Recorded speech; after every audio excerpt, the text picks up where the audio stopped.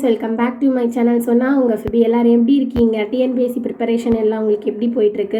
So மறக்காமல் comment பண்ணுங்கள் எவ்வளோ லெசன் எல்லாம் நீங்கள் கம்ப்ளீட் பண்ணியிருக்கீங்க. ஸோ நான் இன்றைக்கி ஒரு புக் ரிவ்யூ கொடுக்க போகிறேன். அது எந்த புக்குன்னா சுறா. ஸோ பார்க்க முடியுமான்னு தெரியல, பார்த்துக்கோங்க. டிஎன்பிஎஸ்சி சுறாலேருந்து நான் ஆர்டர் பண்ண புக்கு.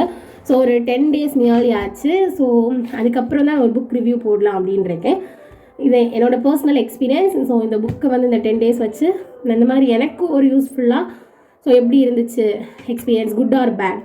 ஸோ உங்களுக்கு வேணும்னா இந்த புக் நீங்கள் ஆர்டர் பண்ணி வாங்கிக்கலாம். ஃப்ளிப்கார்ட், அமேசான் எல்லாம் இருக்குது. ஸோ நான் ஃப்ளிப்கார்ட்லேருந்து இது வாங்கினேன். எவ்வளோனா 300 போட்டிருக்கு, எனக்கு 286 ஆச்சு.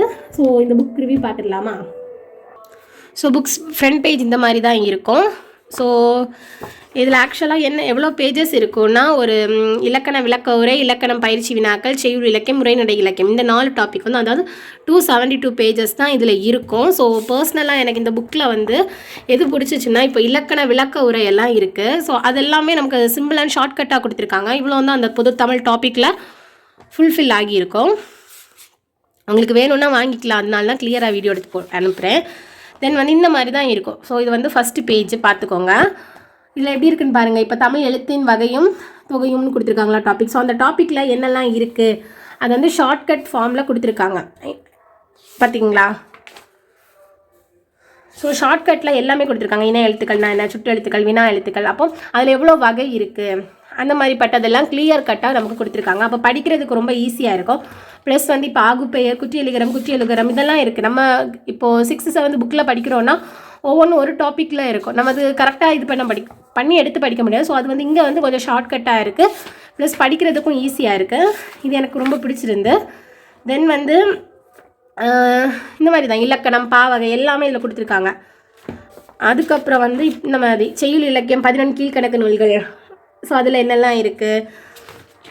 அதுக்கப்புறம் பார்த்தீங்களா அந்த கலை சொற்கள் இதெல்லாமே கொடுத்துருக்காங்க. அப்ரிவேஷன்ஸ் எல்லாமே மேக்ஸிமம் உள்ள இம்பார்ட்டண்ட்டு புக்கில் இருக்கிற கொஸ்டின் ஆன்சர் எல்லாமே கவர் பண்ணியிருக்காங்க.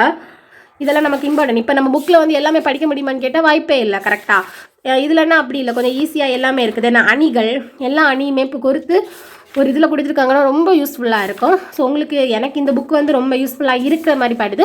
உங்களுக்கு இந்த புக் யூஸ்ஃபுல்லாக இருந்துச்சுன்னா கண்டிப்பாக வாங்குங்க. தென் எனக்கு இதில் எது ட்ராபேக்ஸாக இருந்ததுன்னா, இந்த அசாரக்கோவை, நாலடியார், பழமொழி 400 இது வந்து எனக்கு கொஞ்சம் ட்ராபேக்காக இருந்தது. ஏன் ட்ராபேக்காக இருந்துச்சுன்னா, நான் வந்து இதை பற்றி உள்ள நோட்ஸ் நான் எடுத்தேன்.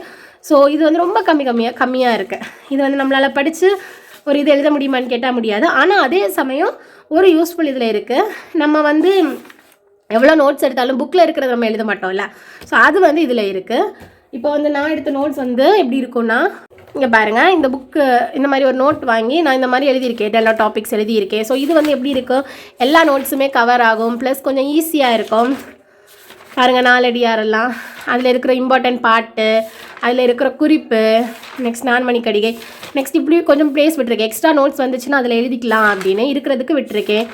இதெல்லாம் எல்லாமே அதில் வந்து மேற்கோள்கள் எல்லாம் வரும்போது நமக்கு படிக்கிறதுக்கு கொஞ்சம் என்னவாக இருக்கும்னா ஈஸியாக இருக்கும். அதனால நான் வந்து இதை தான் ப்ரிஃபர் பண்ணுவேன். உங்களுக்கு இந்த ரிட்டன் நோட்ஸ் வேணும்னா ரிட்டன் நோட்ஸ்னு கமெண்ட் பண்ணுங்கள். அப்கமிங் ஒரு நெக்ஸ்ட் வீக்கில் இருந்து அப்லோட் பண்ணலான்னு இருக்கேன். ஸோ உங்களுக்கு வேணும்னா என்னை சேனலை சப்ஸ்கிரைப் பண்ணிவிட்டு ரிட்டன் நோட்ஸ்னு கமெண்ட் பண்ணுங்கள். அப்படி இல்லை பிடிஎஃபாக வேணும்னா என்னோடய மெயில் ஐடியில் மெயில் பண்ணாலும் போதும், நான் உங்களுக்கு இது ஃப்ரீ பிடிஎஃபாக கொடுக்கலான் இருக்கேன். ஸோ சப்ஸ்கிரைப் பண்ணிவிட்டு பிடிஎஃபாக வேணும் உள்ளவங்க இது பண்ணுங்கள். அப்புறம் வந்து என்னோடய டெலிகிராம் சேனலில் ஜாயின் பண்ணாதவங்க கண்டிப்பாக ஜாயின் பண்ணுங்கள். அதிலே இந்த மாதிரிப்பட்ட நோட்ஸ் வந்து நான் அப்லோட் பண்ணலாம் அப்படின்னு இருக்கேன். ஓகேவா? மறக்காமல் ஜாயின் பண்ணிக்கோங்க. ஸோ ஒரு நோட் ஃபுல்லாக காலி பண்ணிட்டேன் எழுதி. தென் வந்து ஒரு செகண்ட் நோட் வந்து ஆன்கோயிங் ப்ராசஸில் இருக்குது. கொஞ்சம் எழுதியிருக்கேன், இப்போ எழுதிட்டுருக்கேன். இனியும் இருக்குது. இப்போ தான் ஜெகநாதன் வந்திருக்கேன். கொஞ்சம் ஜனம் இருக்குது, ப்ளஸ் எக்ஸ்ட்ரா பார்க்கலாம். ஸோ அந்த மாதிரி இது கொஞ்சம் யூஸ்ஃபுல்லாக இருக்கும். இதில் வந்து கொஞ்சம் கஷ்டமாக இருக்குது. தென் இதில் அதுக்கப்புறம் என்ன டாபிக் வரும்னா, அதுக்கப்புறம் இந்த பாட்டு. ஸோ அதில் இருக்கிற எல்லா பாட்டையும் வந்து தொகுத்து கொடுத்துருக்காங்க. இப்போ வந்து ஃபார் எக்ஸாம்பிள் இங்கே யார் இருக்காருன்னா, புரட்சிக்கவி பாரதிதாசனை பற்றி இருக்குன்னா இது எல்லாமே அவரை பற்றி தான். அப்போ வந்து நம்ம 6th 10th 12th வரை உள்ள புக்கில் இருக்கிற எல்லா பாட்டுமே ஒரே தொகுப்பாக கொடுத்துருக்கறனால படிக்கிறதுக்கு கொஞ்சம் ஈஸியாக இருக்கும். புக்கு படிக்கிறத விட இது படிக்கிறது பெஸ்ட்டு அப்படின்னு எனக்கு தோணுச்சு.